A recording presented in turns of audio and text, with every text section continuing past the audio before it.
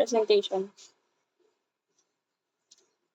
So good day, class. Before we proceed to learning a new knowledge, let's first pray.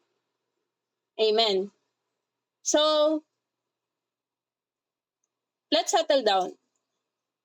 To up the ante, let's play a game. It's called Unjumble Me. I will flash some words related to our topic, then you will try to unjumble the words. You can answer by turning on your mic or chatting in the chat box. First word. What do you think is this? First aid. Very good. Very good, Sam. Next. Sprain. Very good, Samantha Loria. Thank you. Next.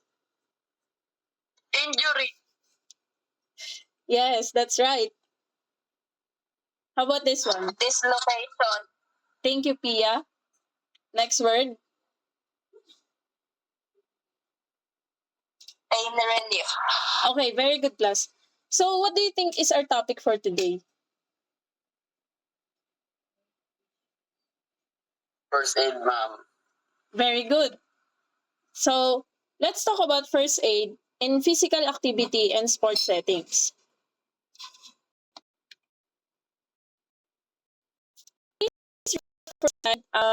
Pia? First aid is immediate and temporary care given to a person who's been injured or suddenly taken ill. It includes health help and home care if medical assistance is unavailable or delayed. Okay. First aid can also include cleaning minor It often cuts. consists of a one-time short-term treatment and requires Okay, thank you, Pia. First aid can include cleaning minor cuts, scrapes, or scratches, treating minor burns, or using non-prescription medicine. The person who administers this kind of health treatment is called a first aider. With that being said, do you think anyone can administer first aiding?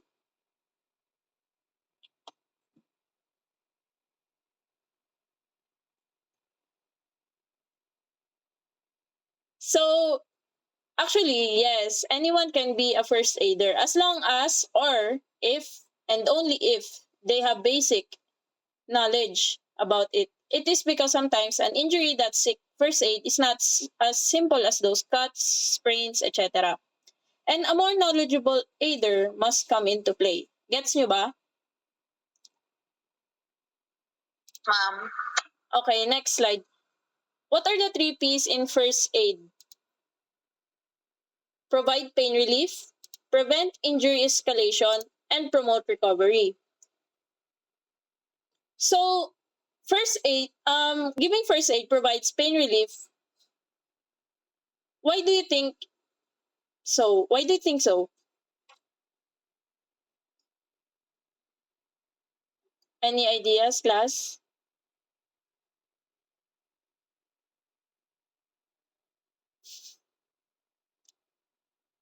Ma'am, Okay. So, why do you think first aid provides pain relief?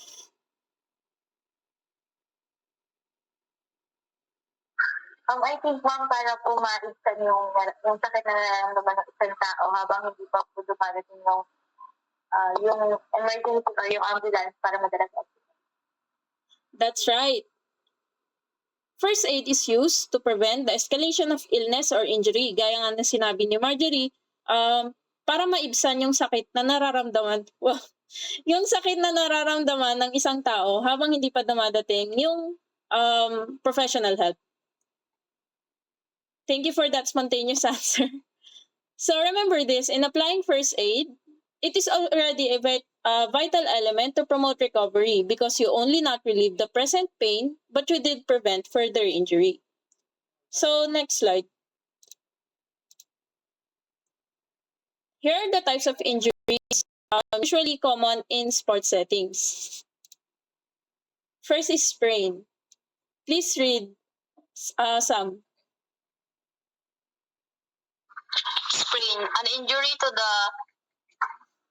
the ligaments of a bone due to accidental tearing or overstretching can be caused by trauma such as fall or a blow to the body that knocks a joint out of position. So is anyone familiar with sprain? Usually nangyayari to sa mga tumatakbo or merong sports-related na activity. Meron na bang nakaranas magkaroon ng sprain? Yes. Mariana, how did you treat yourself nung nagkaroon ka ng sprain?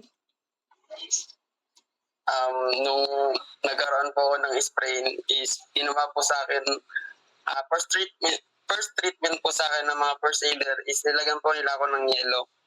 Then after 30 minutes po, chinek po ulit nila kung pwede kung lalagyan pa po ba ng yelo or i-bandage na po. That's good. So, paano nga ba i-treat ang first aid, ang sprain? So, RICE method. Familiar ba kayo sa RICE method? Yes, ma'am. So, RICE method is rest, ice compression, and elevation. We must rest the injured part, apply an ice pack or cold compress for 10 minutes.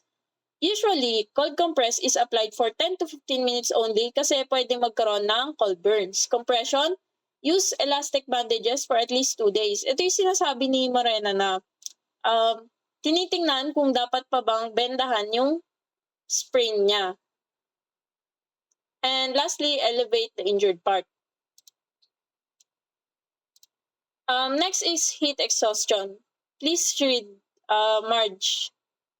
Jory. Heat exhaustion is a response to heat characterized by fatigue, weakness, and collapse. Due to inadequate intake of water to compensate loss of fluids during sweat. So how do we treat heat exhaustion? What is the first aid? First is transport a victim to a cool place. Give him or her plenty of water, check for vital signs, and seek medical help. Next is knee injury. It can result from a blow or twist to the knee, from a proper landing after a jump, or from running too hard, too much, or without warm-up.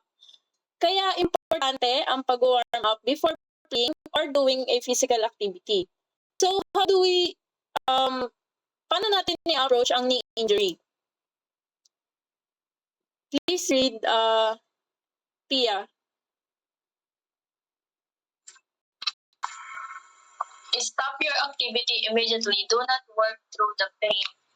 Rest the joint first. Third, reduce pain, swelling, and internal bleeding with ice packs applied for 15 minutes every couple of hours. Fourth is bandage the knee firmly and extend the wrapping down the lower leg. Fifth, elevate the injured leg. 6. Do not apply heat to the joint. And lastly, avoid alcohol and do not massage the joint as this encourages bleeding and swelling. Ayan. So, first one is do not work through the pain. So, syempre, meron kasing mga tao na, di ba, hindi na nila kaya, pinaglalaban pa nila, ganyan. Joke.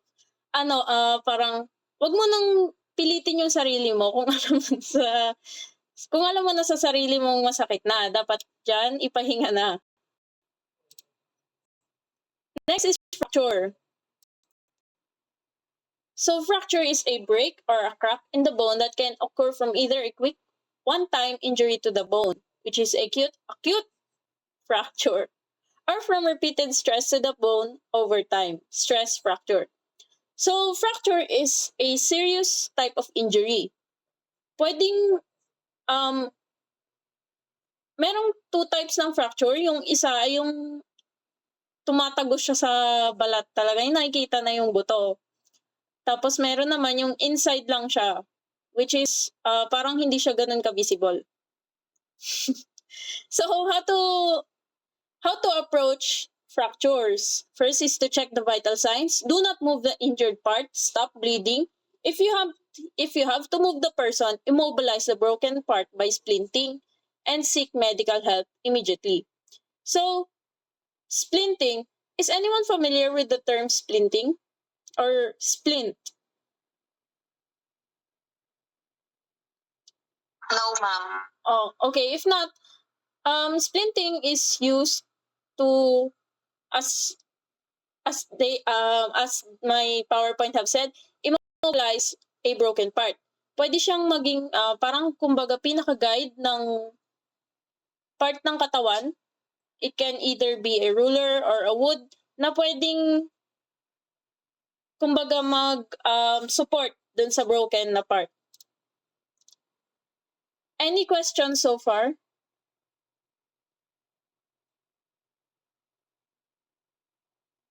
May tanong ba kayo? Or... None po. Okay, very good.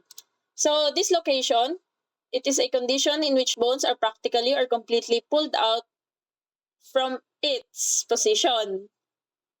So, how do we approach dislocation? Dislocation is also a serious injury. Hindi to pwede yung basta-basta ibabalik kasi iba ganun yung ginagawa. So, call for help, splint the affected part kung pwede. Do not try to move a dislocated part or force it back into place. Ito. Kasi iba matitigas yung ulo na sinasabi, pwede pa yan, tapos ibabalik nila ng pusa. So, apply ice on the injured part to reduce swelling. So, let's have a generalization. To sum everything that we discussed today, let's have a recap. So, what did we discuss today, class? First aid, ma'am. So, what is first aid? Anyone?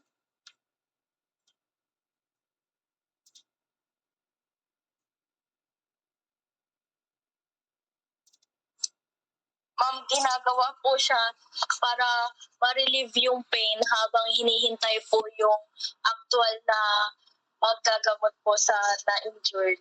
Okay, very And good. natutuwan ko din po, ma'am, na lahat po pala ay pwedeng maging first aider. Pero yung iba po mga injury ay kailangan ng mas advanced and proper knowledge po. Okay, thank you. Thank you, Pia.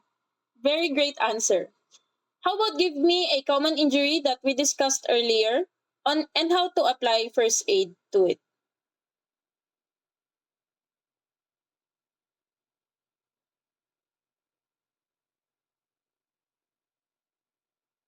Any injury na diniscuss natin, tapos kung paano siya iti-treat in case it happened.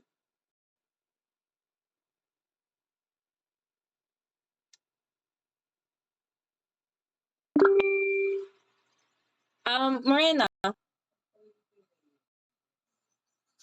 Ma'am, yung sprain po, ginagamitan po siya ng RICE.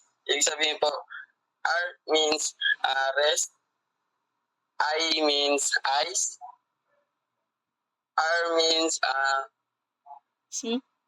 C means compression, then E is elevation. Okay, Yun lang po, ma'am. very good. You really listened well to our lesson for today. I'm sure you will be able to create your own sonnet as well. So, for your assignment, complete the open-ended questions, write your answers on a sheet of paper. That's it, class. Thank you for listening. Goodbye. Thank you, ma'am. Thank you po, ma'am.